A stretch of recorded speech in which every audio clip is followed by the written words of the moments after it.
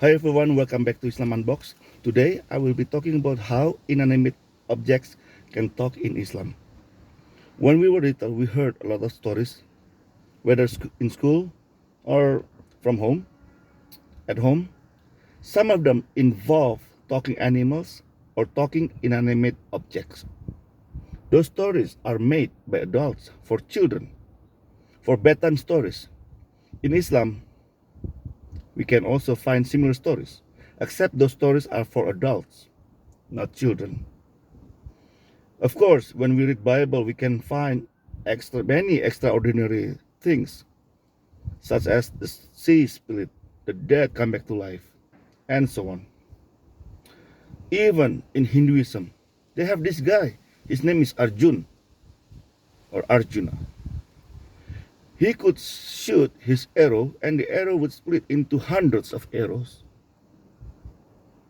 Hundreds of arrows from one arrow. Imagine that.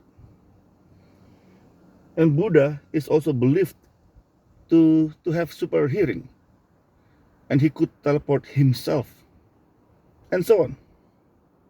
But I'm not talking about this thing. This time I will talk about how inanimate objects can talk.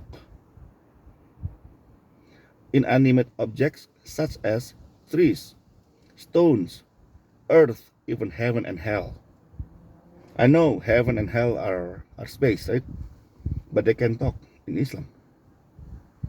Tree can talk, a stone can talk and run. Now, I'm going to read some of the stories. Surah 41, verse 11.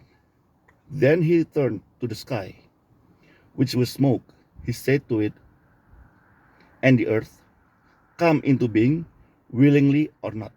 And they said, we come willingly. So, the earth and heaven, sky is heaven, can talk. Shahih Muslim, Hadith number 2922. Abu Hurairah reported Allah's messenger such as saying, the last hour would not come unless the Muslims will fight against the Jews, and the Muslims would kill them until the Jews would hide themselves behind a stone or a tree. And a stone or a tree would say, Muslim, servant of Allah, there's a Jew behind me, come and kill him.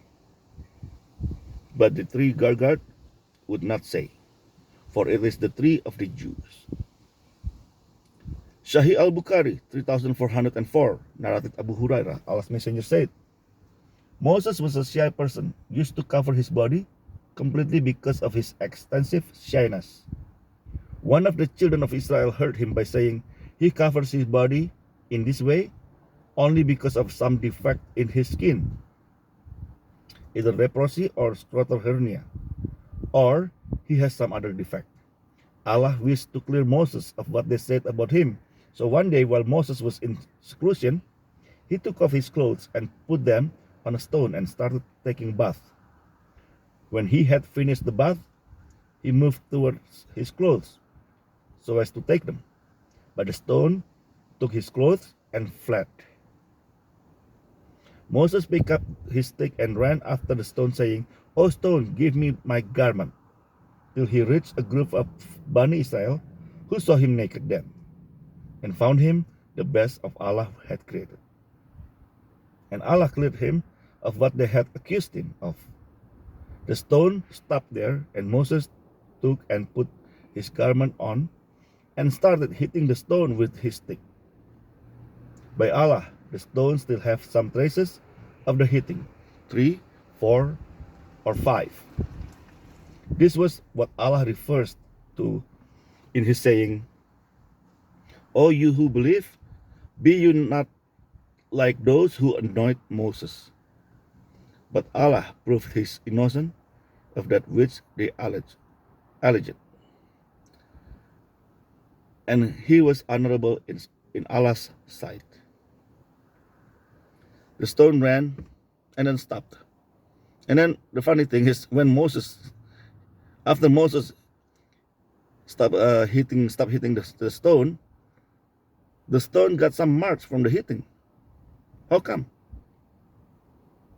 That's very weird. Anyway, let me continue. Shahih al-Bukhari 4850. Narrated Abu Hurairah. The Prophet said, paradise and the fire, hell, argued. And the fire said, I have been given the privilege of receiving the arrogant and the tyrants. Paradise said, what does it matter with me? Why do only the weak and the humble among the people enter me? On that, Allah said to the paradise, you are my mercy which I bestow on whoever I wish of my servants. Then Allah said to the fire, you are my punishment by which I punish whoever I wish of my slaves. And if of each of you will have its fill. As for the fire, it will not be filled till Allah put his foot over it, whereupon it will say, Gadi, Gadi. At the time it will be filled, and its different parts will come closer to each other. And Allah will not wrong any of his created being. As regards paradise, Allah will create a new creation to fill it with. So, hell and heaven arguing. This is getting too much, don't you think? This all sound like bedtime stories for children. But sadly, this is for adults. And many people believe these stories. Although many people never heard the stories, but many people believe these stories. Those stories seem harmless, regardless how stupid they sound. But they're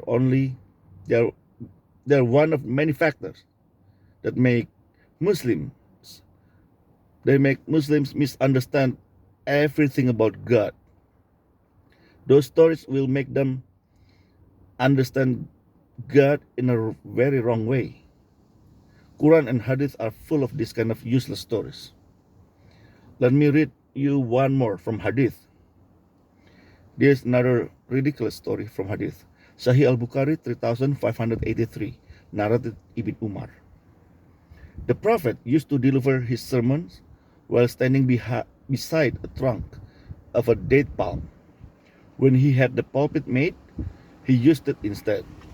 The trunk started crying, and the Prophet went to it, rubbing his hand over it to stop its crying. Actually, one more. There's another story similar to it. Let me read it. Shahih al-Bukhari 3584. Narrated Jabir ibn Abdullah. The Prophet used to stand by a tree or a date palm on Friday. Then an Ansari woman or man said, Allah's messenger, shall we make pulpit for you? He replied, if you wish. So they make a pulpit for him, and when it was Friday, he proceeded towards the pulpit to deliver the sermon.